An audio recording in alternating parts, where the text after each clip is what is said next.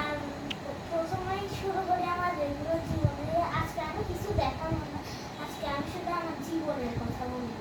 তো এবার আহারে জীবন একটা দেখে ফেলছে, ওইটা তো বুঝছোই আমার অবস্থাটা কতটা খারাপ। আর যারা দেখো নাই দেখে আসতে পারো।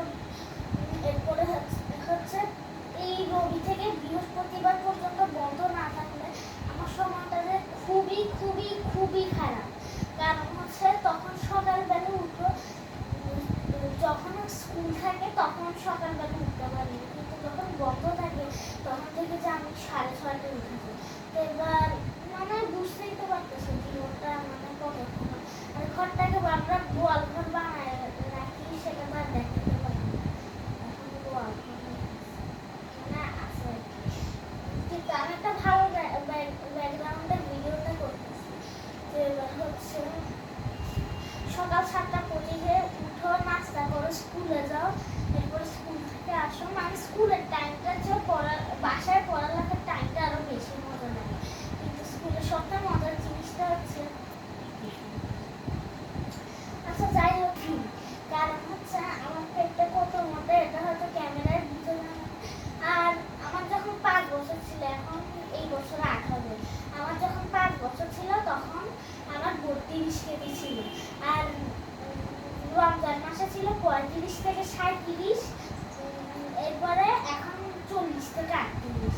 মানে কমে বাড়ি না, কমে আর বাড়ে এরকম তো হয়, সেটার দিক থেকে 40-38 এখন।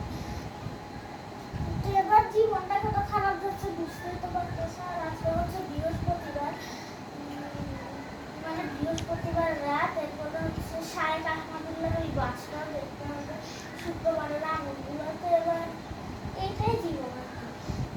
আর আমি আগামী 5টা শুক্রবারের মতো বৃহস্পতিবার রাতে ভাবি যে দেখবো এটা কীভাবে শায়েখ আহমদুল্লাহর এই ওয়াচটা, কিন্তু দেখতে পারি না। তোমরা যদি শায়েখ আহমদুল্লাহর জুমার ওয়াচ সার্চ করো তাইলে হয়তো এটা পেয়ে যাবো, জামাল লেখা থাকবে।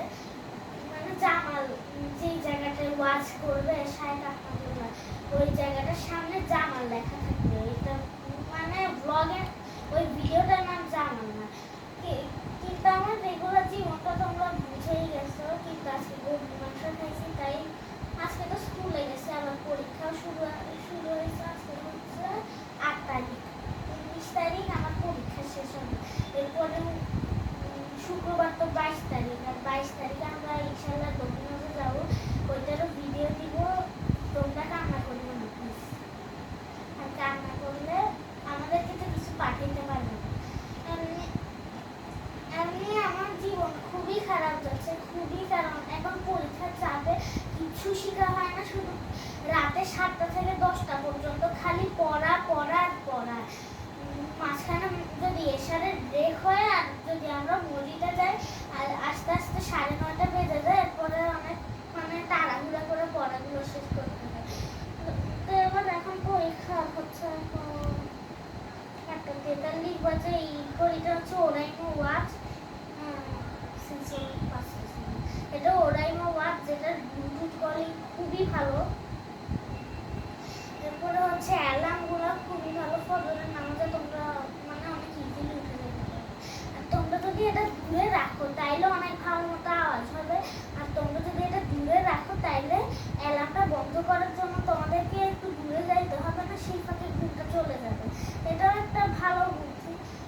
আর এটা আমরা কোনো অ্যাপ ট্যাপ থেকে কিনে, নর্মাল সানমার ওশান সিটি থেকে কিনছি। এটা চট্টগ্রামে আছে, যারা ঢাকায় থাকো তাদের জন্য একটা অসুখবর, সেটা তো মানে কিছু বলার দরকার নেই, এটা তো তোমরা জানো। এরপরে হচ্ছে শুক্রবার ভালোই কাটে, কিন্তু কালকে ভালো কাটবে না। কারণ হচ্ছে কালকে বাবার অফিস আছে, কারণ হচ্ছে কুরবানির মধ্যে কতগুলো এক্সট্রা বন্ধ দিব, এগুলা এখন থেকে পূরণ করার করতেছে। যখন বন্ধ থাকে বাবা দেরি করে উঠে এরপরে সিঙ্গারা আনতে যায়, কিন্তু কালকে সিঙ্গারা পাবো না। কল করে বসলাম যে পাউরুটি আনতে, বলে যে মামা বলে যে কালকে তো সিঙ্গারা আর পাবো না, তাইলে পাউরুটি দিয়ে খাইতে মারতেছে। তাই আর আজকে আমি বিকালে একটা ঘুম দিয়েছি, সন্ধ্যায় এত ঘুম আসতেছে, তাও মানে কোনোভাবে আটকায় রাখছি, কারণ খুবই তো আসবে।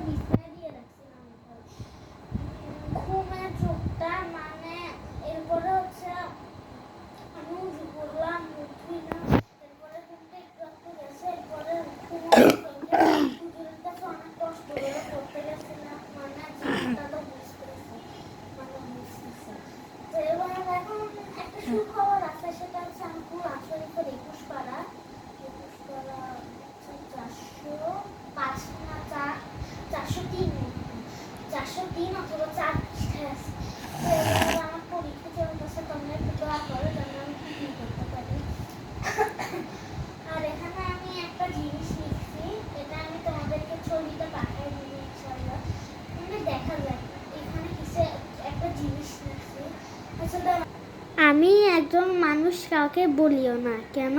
মানে দুইজন মিলে একটা কথা গল্প করতেছে, আড্ডা করতেছে। আমি একজন মানুষ কাউকে বলিও না। কেন? তাইলে ওরাও মানুষ হয়ে যাবে। তো কাদেরকে বলতে পারবো না? যারা পশু। তাইলে কাদেরকে বলতে পারবো? যারা মানুষ এবং শিক্ষিত পশু। তো তো কাদেরকে বলতে পারবো না? মানে ব্যাপারটা হচ্ছে এখানে তাদেরকে লিখে ফেলছি, এটা ভুল। মানে যদি পশুকে বলতে মানা করছে, শিক্ষিত পশু মানে কি বলতে যাচ্ছে ওরা? এরপরে বলে যে তো কাদেরকে বলতে এবং যারা শিক্ষিত পশু তাদেরকে বলতে পারবে। মানে এইটা কি হয়েছে আমি নিজেও বুঝতেছি না, তোমরা বুঝলে বুঝে নিয়ে। এরপরে বলতেছে তো কাদেরকে বলতে পারবো না। তখন ওই বেটা বলতেছে যে সবাইকে বলতে পারবা। এরপরে তখন লোকটার মাথা গরম হয়ে গেছে যে শুনতেছিল কাহিনীটা।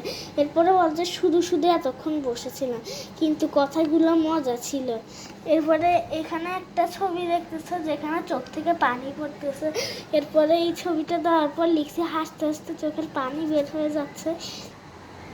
তোমরা জানো আমরা জীবনে রেড প্লে বাটন পাবো না। মানে তোমরা ভাবতেছো যারা ফ্যান আর কি, কেউ মানে একদম ফ্যান হয় না। কারণ হচ্ছে